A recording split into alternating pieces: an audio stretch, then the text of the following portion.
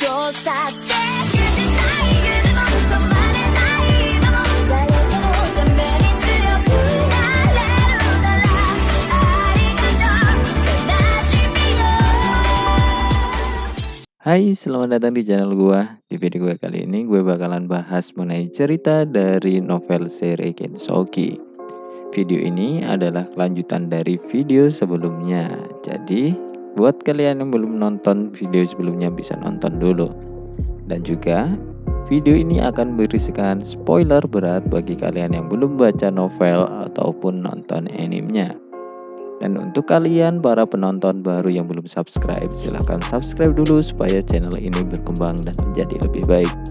Oke, tidak usah basa-basi lagi, kita mulai videonya.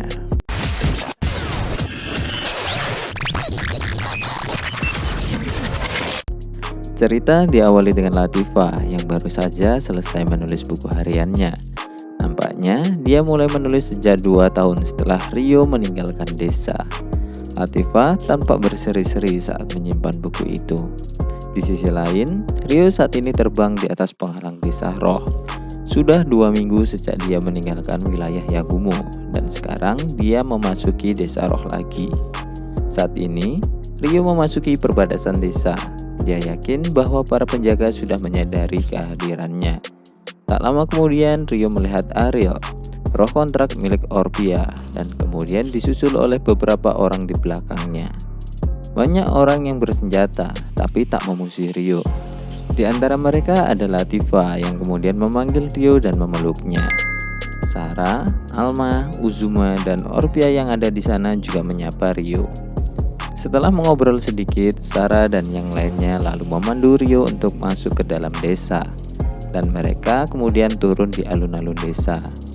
Di sana ada Vera dan Arslan yang kemudian menyapa Rio, yang kemudian juga diikuti oleh banyak anak kecil yang mulai berkumpul juga. Mereka mengatakan Rio sudah banyak mengalami perubahan dan dia menjadi lebih keren. Lalu kemudian mereka menanyakan banyak hal ke Rio. Rio tidak bisa lama di sana karena dia harus menemui para tetua terlebih dahulu di balai desa.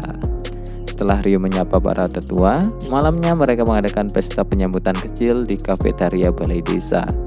Yang datang hanyalah sedikit orang, yaitu 3 tetua, Sildora, Dominic, Ursula, dan gadis yang pernah tinggal dengan Rio, yaitu Latifah, Sarah, Orpia, dan Alma. Mereka kemudian mengobrol dan saling bertukar cerita. Rio menceritakan perjalanannya di Yagumo, tentang betapa sulitnya untuk mencari petunjuk kampung halaman dari orang tuanya, dan juga pertemuannya dengan nenek dan sepupunya yang ada di sana. Setelah akhir cerita, Sildora kemudian menanyakan beberapa hal ke Rio. Dia menanyakan seberapa lama Rio akan singgah untuk kali ini. Rio kemudian mengatakan hanya untuk beberapa bulan karena dia harus ke Straw. Kemudian mereka berlanjut membicarakan tentang persediaan Rio, apakah masih cukup atau tidak. Rio lalu membuat sebuah permintaan tentang rumah portable yang bisa dibawa kemana saja menggunakan sihir time space chase. Dominic menjadi tertantang mendengar permintaan Rio, dan kemudian dia berniat untuk membuatkannya. Keesokan paginya, Rio pergi ke kuil bersama Latifah dan Vera untuk menemui Dryas. Beberapa gadis sudah ada mendahului mereka. Namun saat ini Rio dan gadis-gadis melangkah ke perkebunan roh. Mereka kemudian melihat Dryas yang telah bermanifestasi di depan mereka. Dryas kemudian menyapa mereka, lalu melirik ke Rio dan mengatakan rohnya masih tertidur. Namun hawa kehadirannya nampaknya menjadi lebih kuat, dan kemungkinan roh itu akan terbangun dalam waktu dekat. Setelah mengobrol, mereka kemudian memutuskan untuk makan bersama. Mereka duduk di meja bundar dalam urutan Rio, Latifah, Vera, Dryas, Sarah, Orpia, dan kemudian Alma. Makanan dibuat oleh Rio yang menggunakan resep dari wilayah Yagumo, dan nampaknya mereka semua menyukai makanan itu. Kemudian hari-hari Rio di desa tampak menyenangkan, dan juga rumah portable-nya memiliki progres yang bagus juga. Kemudian kurang dari sebulan rumah Rio yang terbuat dari batu akhirnya selesai. Dari luar, rumahnya nampak begitu kasar dan terlihat seperti batu besar pada umumnya. Namun ketika masuk, rumah itu memiliki ruangan yang luas dan nyaman serta perabotan yang lengkap. Rio kemudian mandi menggunakan pemandian barunya di rumah itu. Namun saat dia melamun, tiba-tiba Latifah masuk ke pemandian dengan hanya menggunakan handuk. Rio kemudian segera memintanya keluar. Namun Latifah bersikeras untuk menggosok punggung Rio. Setelah selesai menggosok punggung, Latifah kemudian bertanya apakah Rio akan kembali ke desa roh. Kemudian dijawab oleh Rio dia akan kembali jika dia menunggunya. Keesokan paginya Rio akan pergi dari desa. Banyak orang yang mengantarkannya. Sebelum pergi, Ursula kemudian memberikan batu roh kepada Rio. Fungsi batu itu adalah untuk berteleportasi ke desa roh. Namun hanya bisa digunakan satu arah saja. Jadi Rio tidak akan bisa kembali lagi ke tempatnya karena tujuan batu itu adalah ke desa roh saja. Dominic kemudian menggoda Rio dengan mengatakan bahwa sekarang dia bisa kembali ke desa roh dengan cepat. Jadi para gadis tidak akan kesepian. Hal ini kemudian diprotes oleh para gadis yang ada di sana karena mereka malu. Setelah ucapan perpisahan selesai, Rio akhirnya pergi dari desa roh. Setelah 2 minggu, Rio akhirnya memasuki kota Amande di wilayah Straw. Supaya tidak menarik perhatian, dia kemudian merubah warna rambutnya menjadi abu-abu menggunakan artefak. Kota Amande nampaknya sudah banyak sekali berubah sejak Rio singgah dulu. Sambil melihat-lihat, Rio kemudian memutuskan untuk mencari informasi. Saat Rio berjalan-jalan di kota, kemudian muncul 6 pilar cahaya yang menyilaukan yang terlihat dari kota Amande. Rio kemudian mencoba menggunakan kemampuannya untuk mengetahui apa itu, karena tampak seperti menggunakan seni roh. Saat Rio melihat cahaya, jantungnya tiba-tiba berdebar, dan ada suara yang memanggil nama Haruto. Dan kemudian suara itu menyuruh Rio untuk mempertajam inderanya dan pergi ke arah tenggara. Rio kemudian menurutinya. Lalu dia keluar dari kota. Setelah mencapai hutan, Rio kemudian terbang menuju ke arah tenggara. Dan sudah 1 jam berlalu, namun dia belum menemukan apapun. Lalu setelah beberapa saat, Rio menyadari di padang rumput terdapat bekas penggunaan sihir Space Time dengan jumlah esensi yang sangat besar. Rio memperkirakan bahwa itu adalah sihir teleportasi skala besar. Dan kemudian dia melihat adanya jejak kaki dari 3 orang di atas rumput. Lalu dengan petunjuk itu, Rio kemudian mengikuti jejaknya. Cerita kemudian kembali 1 jam sebelum Rio sampai di padang rumput, tempat cahaya itu mendarat. Di sana ada 3 orang siswa yang nampak bingung. Mereka adalah Miharu, Aki, dan Masato. Lalu mereka berjalan untuk menemukan seseorang dan kemudian bertemu dengan sekelompok orang yang mengendarai kuda dengan pakaian lengkap. Mereka kemudian mencoba berbicara dengan kelompok itu. Namun mereka ternyata tidak bisa menggunakan bahasa yang sama, dan naas tiba-tiba kelompok itu menangkap dan mengikat mereka. Miharu, Aki, dan Masato kemudian dibawa ke suatu tempat. Lalu mereka kemudian dijajarkan, dan ada seorang laki-laki yang berpakaian bagus melihat mereka dengan tatapan vulgar ke arah Miharu. Laki-laki itu kemudian mengecek barang-barang yang mereka bawa, dan dia kemudian menunjuk ke Miharu dengan senyuman yang vulgar. Setelah itu, dia kemudian membawa Miharu dengan menarik tali di lengannya. Aki mencoba berteriak dan menghentikannya, namun kemudian dia dan Masato dimasukkan ke gerobak lagi. Aki dan Masato nampak bingung dan cemas. Namun kemudian ada seseorang berambut abu-abu datang menemui orang-orang yang telah merangkap mereka.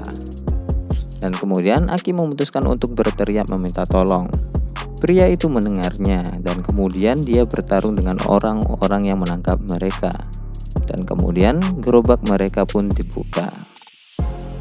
Dan cerita pun kembali ke sisi Rio. Rio terbang mencari 3 orang berdasarkan jejaknya yang ditemukan sebelumnya. Dan kemudian dia menemukan sebuah kelompok yang seperti pedagang budak. Rio lalu menghampiri dan menanyai mereka. Lalu saat mengobrol, tiba-tiba Rio mendengar suara teriakan dari Aki yang meminta tolong menggunakan bahasa Jepang. Rio pun curiga dan memutuskan untuk melihatnya. Namun dia dihadang oleh beberapa orang di sana. Kemudian Rio memutuskan untuk menyerangnya. Dan hal itu bukan masalah bagi Ryo. Pimpinan dari para penjaga itu mencoba membunuh Ryo, namun Ryo berhasil mengalahkan dan membunuhnya. Setelah membunuh komandan mereka, para anak buahnya ketakutan dan kemudian menuruti perintah Ryo. Saat Ryo membuka gerobak, ada Aki dan Masato di sana. Ternyata Miharu sudah tidak ada di sana. Di sini Ryo masih belum tahu kalau itu adalah Miharu. Yang Ryo tahu hanyalah ada 3 orang, namun saat dia membuka gerobak ternyata hanya ada 2 orang. Kemudian di saat itu Aki kemudian memberitahu bahwa temannya satu lagi berada di gerbong yang berbeda. Ryo kemudian menyelamatkannya, dan saat dia melihat bahwa teman yang dibicarakan Aki adalah Miharu, Ryo tanpa merasakan perasaan nostalgia. Begitu juga dengan Miharu, padahal Miharu belum pernah bertemu dengan wujud Ryo saat ini sebelumnya. Setelah menyelamatkan ketiga orang, akhirnya mereka berjalan ke arah utara. Di dalam perjalanan, mereka tampak diam. Namun, Miharu memecah kesunyian dengan memperkenalkan diri. Ryo sempat kaget saat dalam perkenalan itu, karena dia mendengar nama Aki, nama yang sama dengan adiknya di kehidupan sebelumnya. Di sini, Ryo memperkenalkan dirinya sebagai Haruto. Karena nama Ryo di wilayah Straw adalah nama buronan, jadi dia bermaksud untuk menyembunyikan nama itu untuk sementara. Miharu dan Aki yang mendengar nama Haruto juga sempat kaget. Namun mereka tidak tahu kebenarannya dan beranggapan bahwa itu hanya nama yang sama saja. Setelah berjalan cukup jauh dari jalan dan menemukan tempat yang datar, Ryo kemudian menggunakan artefak time space chase dan mengeluarkan rumah portable miliknya. Mereka semua kemudian masuk ke dalam rumah milik Ryo. Miharu, Aki, dan Masato terkesima saat mereka masuk ke dalam rumah.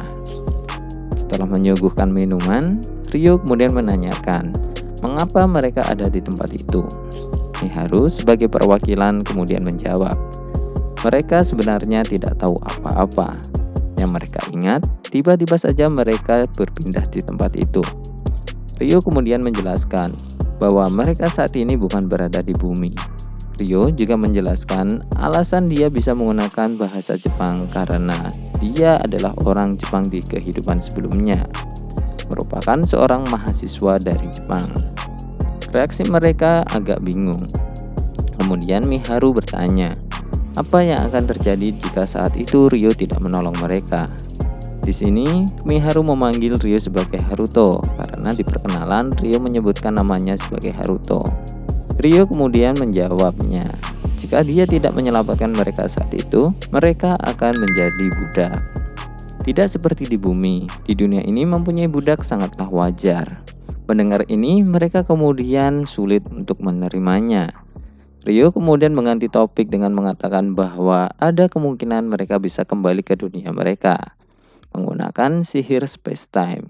Mengingat Ryo sudah mengecek lokasi tempat di mana mereka dipindahkan. Di sana ada jejak penggunaan sihir space time. Aki kemudian bertanya, apakah Ryo menemukan 2 orang lainnya lagi?